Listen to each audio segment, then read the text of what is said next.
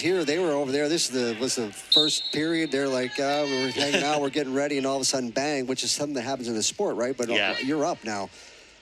So it's kind of these goofy things that where your warm-up is, how you're trying to time things out.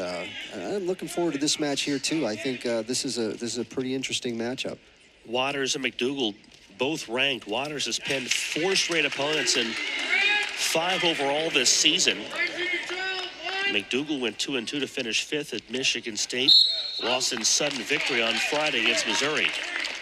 Well, McDougald does a nice job, again, getting inside. Does a nice job of once he's in there, finishing. And Waters, a freshman out of Imperial, Pennsylvania. McDougald, a redshirt junior out of Niagara Falls, New York. 2-time state champion at Niagara Falls High School, where their nickname was the Wolverines. I really was hoping it would be something related to water or falls, but it was not. Yeah, it's really hard to have a good water mascot, I think. Well, there's the Tide, there's the Splash, all kinds of things. But they went with Wolverines. Could have gone with the Thunder, I suppose. If you've ever been there, that's pretty thunderous. The sound of there, right? There you go. McDougald's got an early takedown on Waters. Yeah, pretty quick escape, so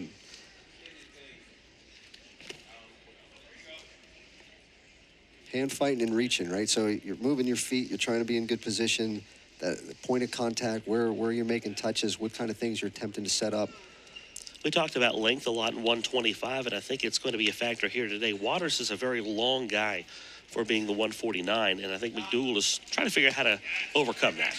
Well, I'm sure he's wrestled a couple people that are a little taller than him from time to time, right? So he's just going to try to get to his stuff if he's in there an underhook. Now, the challenge with an underhook when you're wrestling somebody taller than you is you can't really jack him up very much.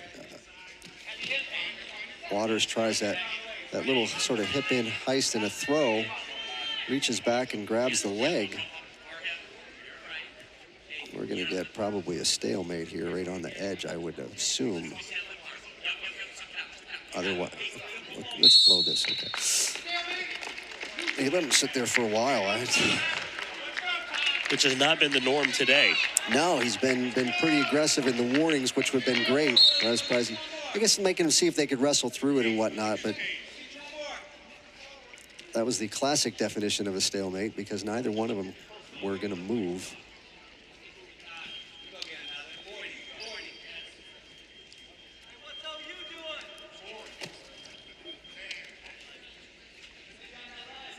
Coming up on 30 seconds left in the first period.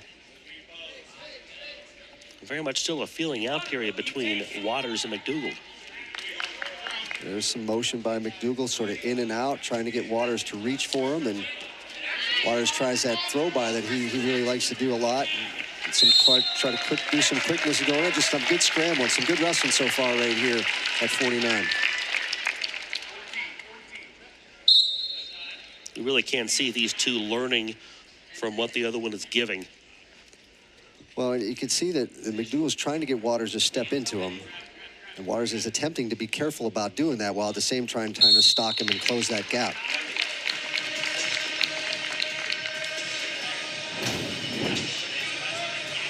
So he's got those underhooks, right? And he just throws him by. And it's right on the leg, and nice easy takedown.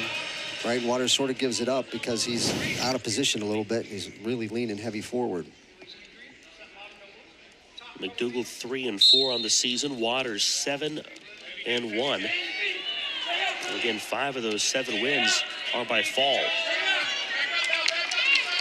The Waters, where he's really good, is on top, and he's turned a lot of people and gotten a lot of falls so far. Even just this year. By being on top and doing a nice job up there. McDougald did a great job once he got to his feet of not making it real easy to bring him back and return to the mat. Waters loves that high half. He's going to take him out of bounds.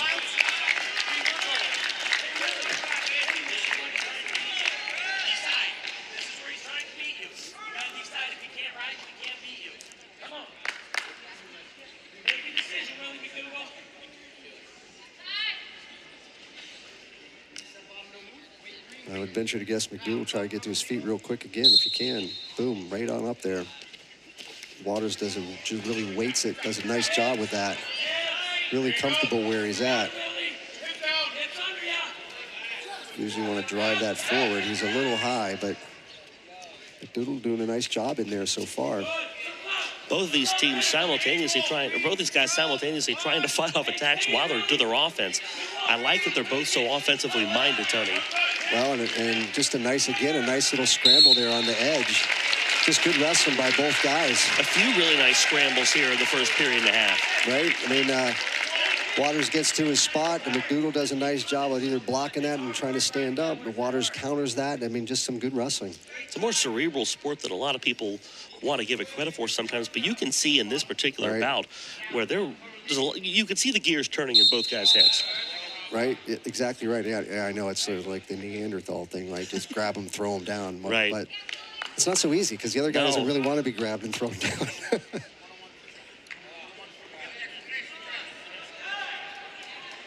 Tim Flynn looking on at Ty Waters, the 24th ranked wrestler in the class of 2023. One of a series of highly ranked recruits that Waters has brought in, or that Flynn has brought in the program. That was a long delay. I'm not sure what that was about.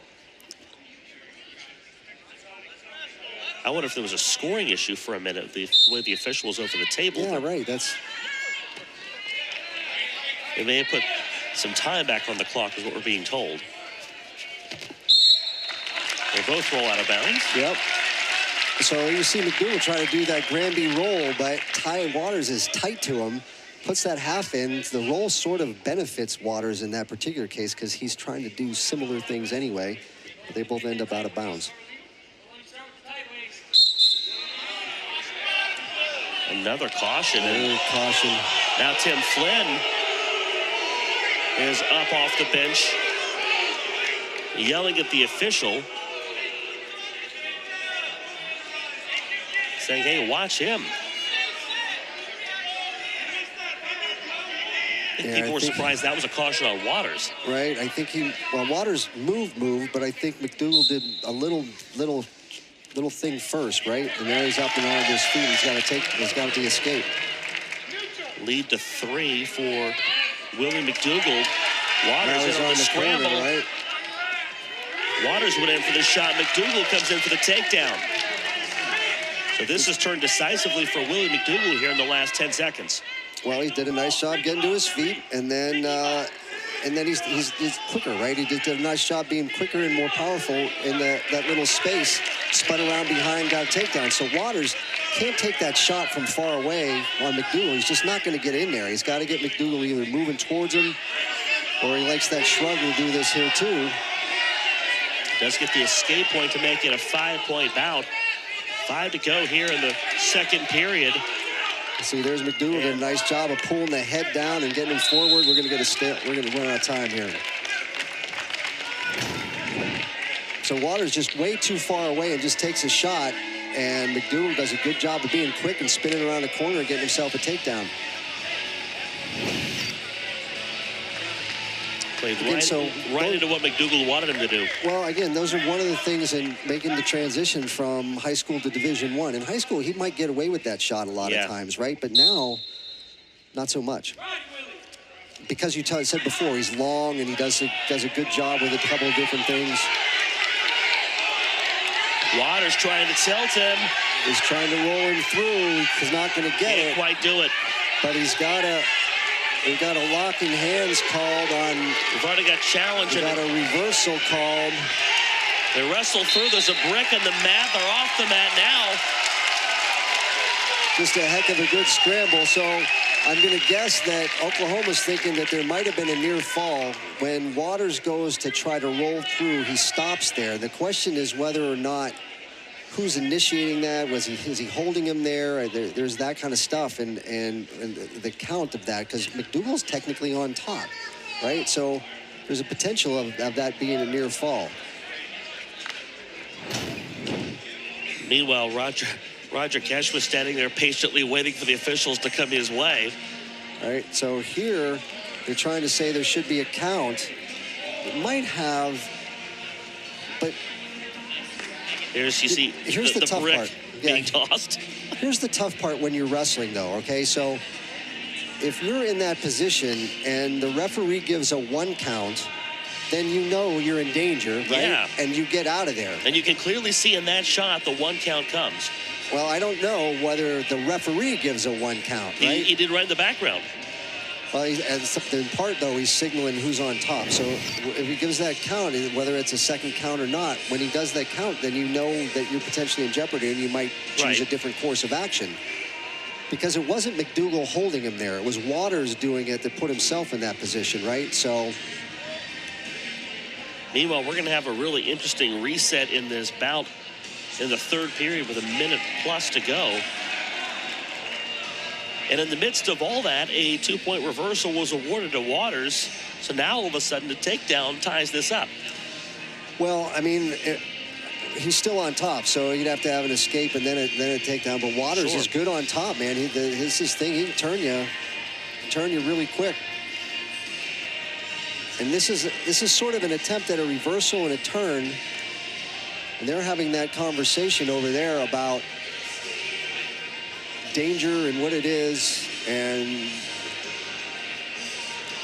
this is going to be an interesting decision here.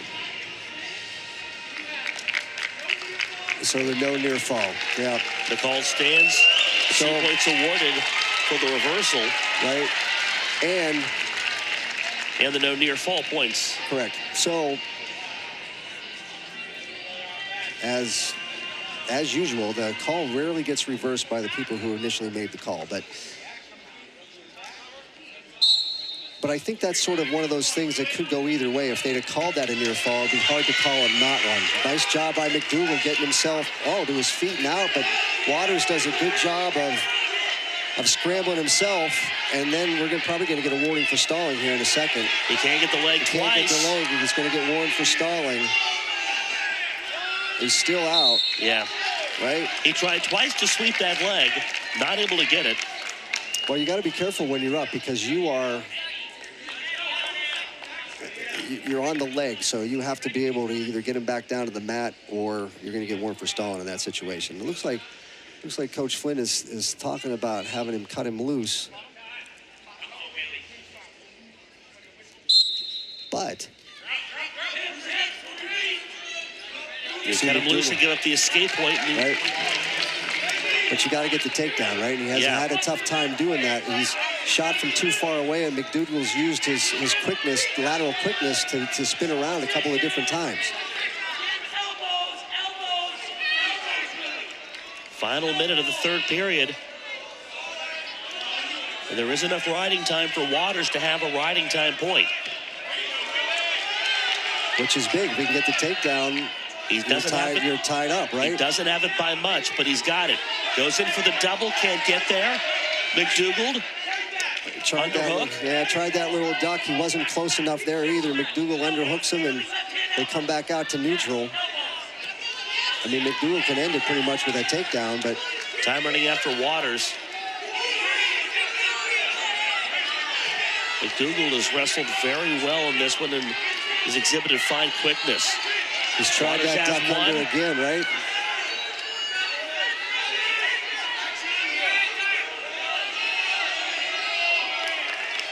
Waters is out of time. He should have known that native of Niagara Falls would know how to fight off the Waters.